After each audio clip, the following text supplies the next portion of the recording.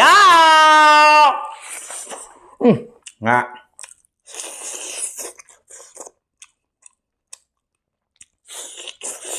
นี่ขนาดเต่าดอกกันนี่หยงจักเป็นละ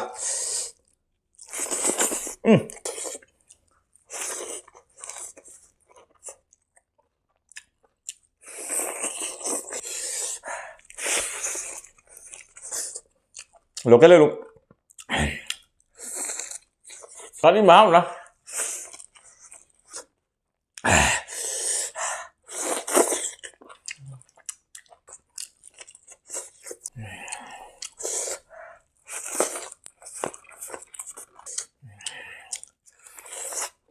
Let's go baby look at it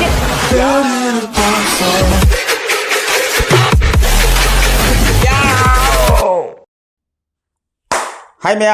มันต้องกันสิวันนั้นก็ไปดูมันพูดดูแลเสร็จงั้นสิกันมาเห็นจ้าเนี่ยตัวเมียตาบินาเสกมาเถงมาแกสิกันต้องจะเรียกก็อาศัยสิกันเยรุ่มทงมันเลยจะเรียกโลเคลเยรุ่มทงมันเลยจะเรียกอาศัยสิกันงาทงบกี้กันนู้นเลยจะเรียกกันมาฮีมาได้เนี่ยจะเรียกแต่นับลองทงจะบันนี้ยงจักก็งาก็ตรงทงจะบันนี้อาศัยสิกันยงจักเมียเป็นมาเลยจะเรียกยงจักก็โมโรก็ตรงนั้นเมียเป็นมาเลยจะเรียกอาศัยงาทงบกี้งาตัวละคนทำจะเรียกสิกันงาเสกกันงานวันที่งาให้งาซิงนี่ก็เรางาใกล้ตัวงาซิงใกล้ตัวสิกันเลยจะเรียกงาเต่าบ่หุ่มสิกันเลยจะเต่าทงจะบันนี้เต่าทงบันนี้อาศัยสิกันงาก็ตรงนั้นทงจะบันมาฮีเลยจะเรียกก็ยงจักก็ตรงนั้นกันนับเรานำยามสวยไปเรียนนับเราทงบีไว้นะตัวก็ทงจะเรียกอาศัยเลบูเลยจะเรียกสิกันเจ้าคนเอาไว้ดำมานะกันน้องพังจะเรียกคนกี่เมทีมันน่าพังจะเรียกยามฮาราจะเรียกงาสิคนเอาไว้พังบัชิกาอาศัยซุ่มเมทีมันน่าเลยจะเรียกสิกันซุ่มเมทีมันน่าเลยจะเรียกเส้นนี้งาสิกี่มาเทยโดนยามจ้าบ่าวนู้นไปตระกัน let's go ไปลูกกิ๊กยา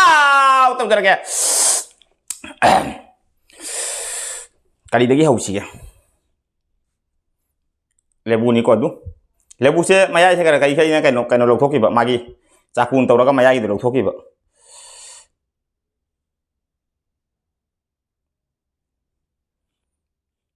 yerum dagi hawra ga ina pam ja ba yerum ji ga gi du yerum mahi mathe myam tawge taw bani tawdre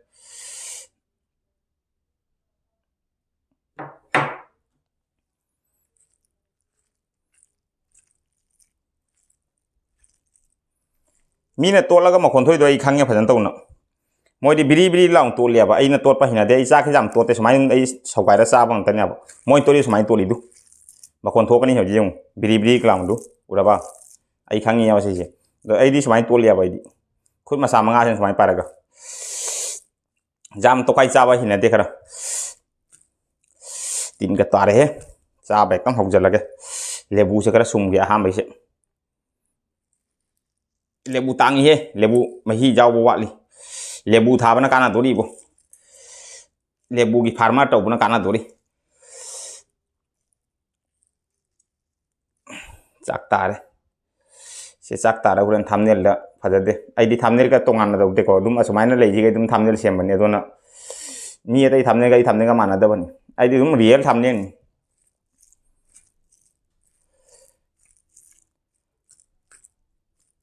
Adur mi amsa apa? Hono betul kan? Let's go baby, look kit. Ya.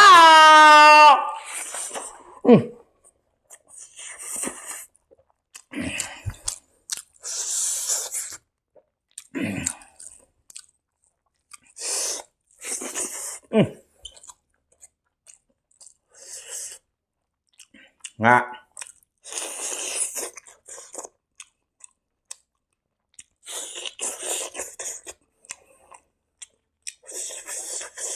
Apa?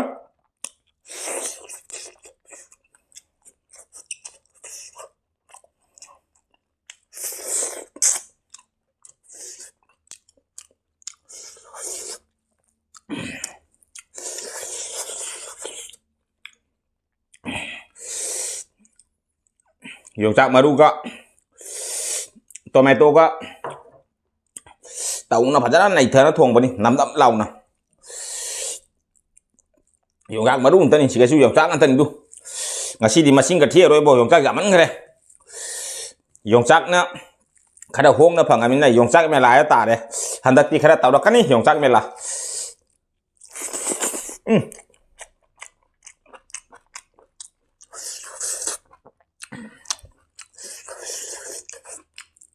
mấy em nữa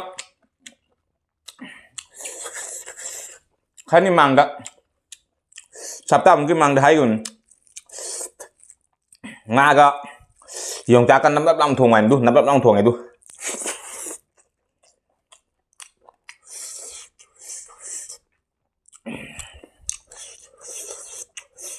아시가 영작 몇 번만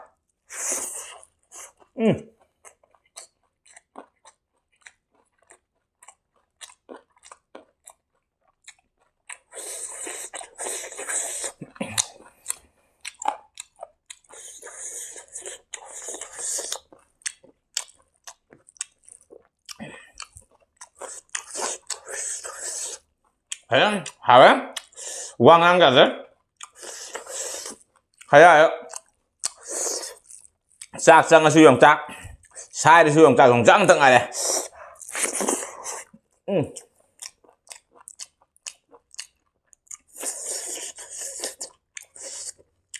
마무리 좀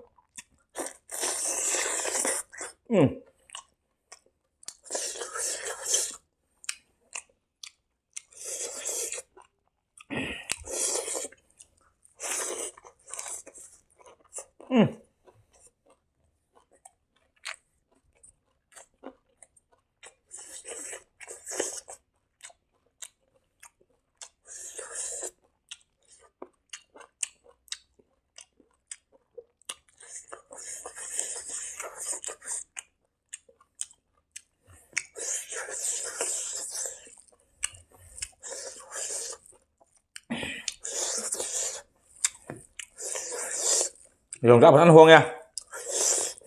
khá là huông chứ không 영작 cái nó sao kìa 영작 sộp sao cái 영작 mà đúng kì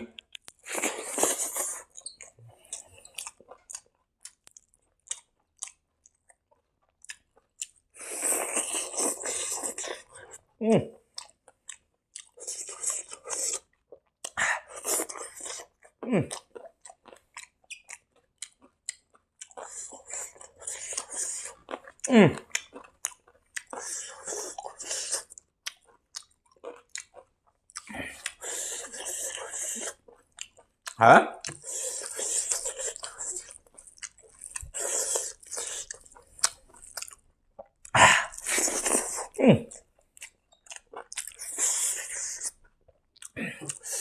phải đi wow nữa bơ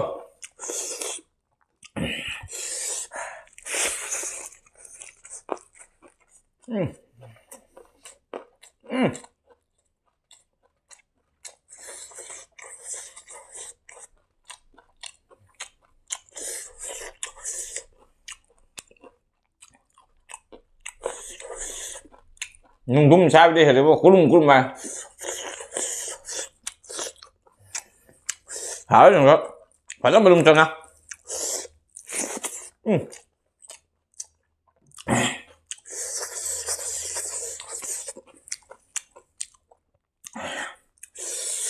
이신 그렇다 기계 뭐라 보갈래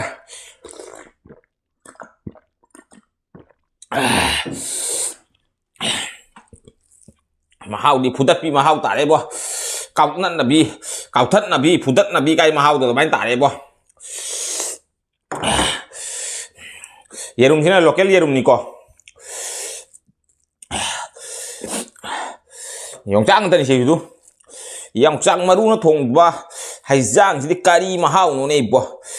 남답 랑 통바 스케무 카라니 뭐 뚱다 무 어코모 로라 마 뚱다 거기 영장 카라 리렉 보다 누가 무 hen 하우니 많이 싸워도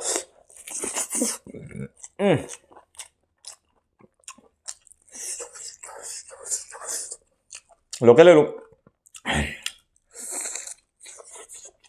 요?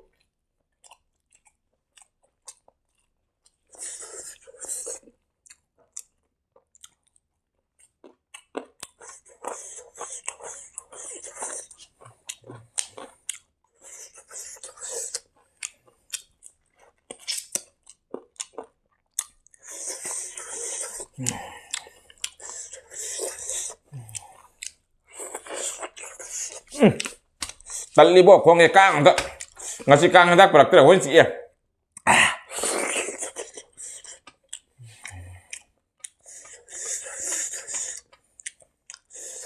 maru kule da ma sha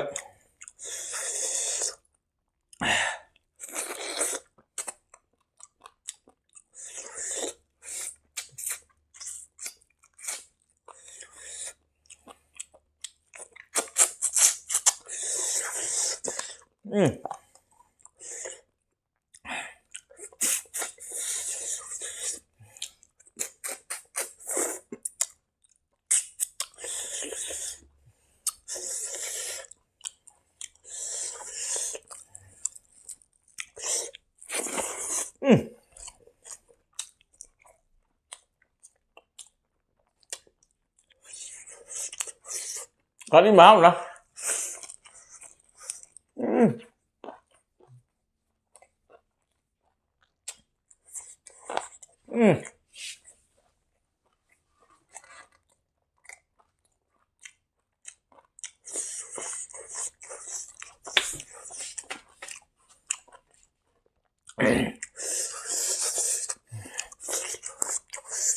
quá ngon bọn thuốc chứ không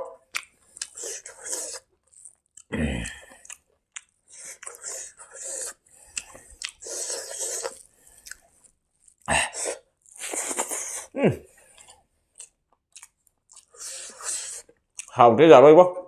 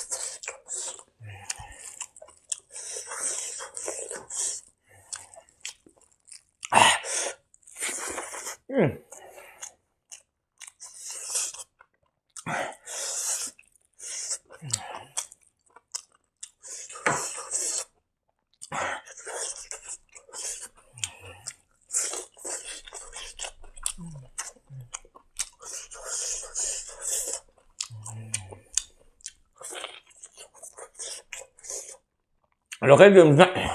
mà họng thôi mà nung có sợ anh lắm mà mút ra cái nó mà sáng sáng anh đủ mà cũng có làm ngay local xin à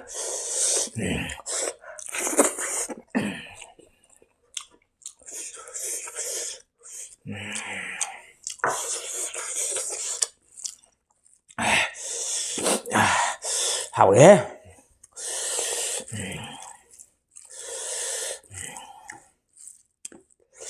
một ốc chắc là lính hạp cái tàu mình ra đấy đúng nung tì hạp khi mà giảm đúng hạp cái lìa bảy trụ à đúng xài nó mấy tên mà ra đây một ốc thì rất giá tiền à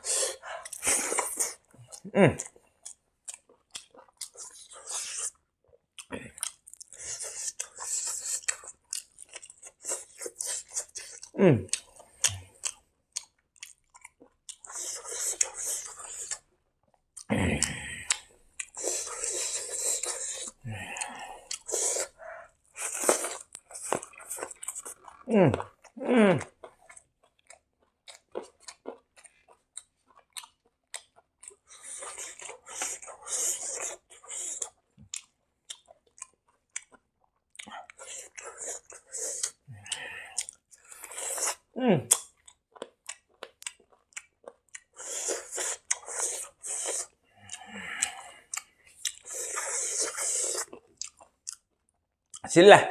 asal mas sumuro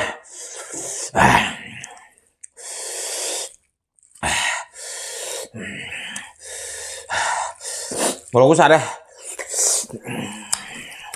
sila le busa doasin bakra sabang thok tai ko di meyam saban na mukbang to bunna sing bakra ma thok ni ko di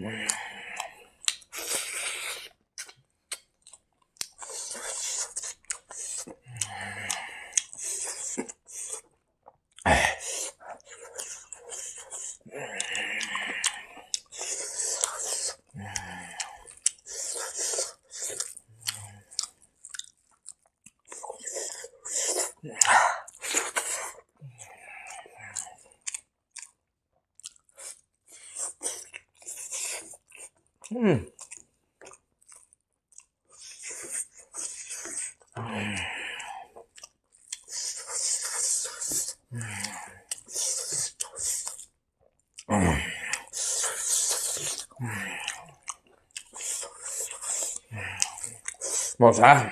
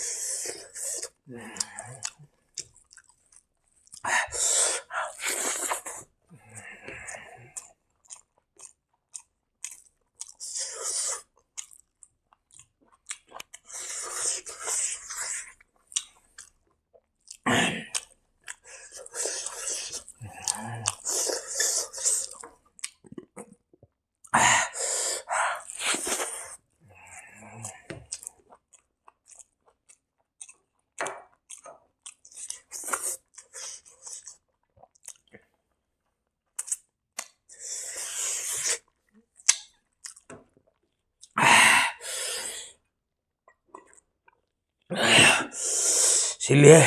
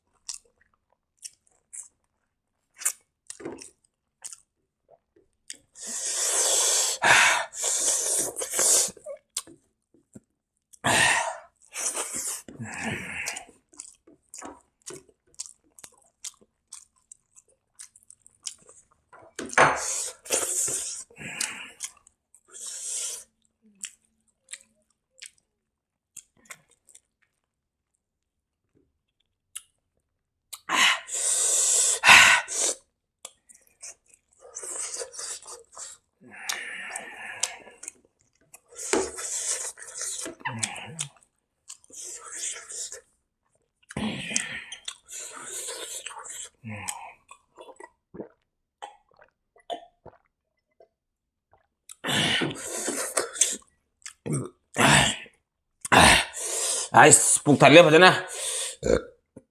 Yang keren lem hari tu, jongtak mari mengama. Ame pide jongtak mari lem hari tu. Yerum thong madi lo sangkara. Lebu mah tham kara. Lebu boleh salah. Sindi sili lebu sih. Mahi kara home. Murau jam salah. Aduh ni amsa amsu lom na matang dah video channel tu ka video yang mana ada di like share comment tu bokau biganu channel sih dah nungcang pasti nak sih lekna channel sih bu subscribe tu betul na bell icon ka teng lau ni bokau biganu do di show ki berak yang ngai kena video tham boring ki kata ani kena betul ka channel subscribe tu betul na bell icon ka teng lau ni bokau biganu hani yang nen jadi isi sister brother mi ambo ani kali ter belum thakat sini maya menung si bidno ki video sih bu sasal lau nak sihat tu ace harga maya no kaida biasa na gera ga sidi be belum lagi next video rum phang na singa sih ki bye bye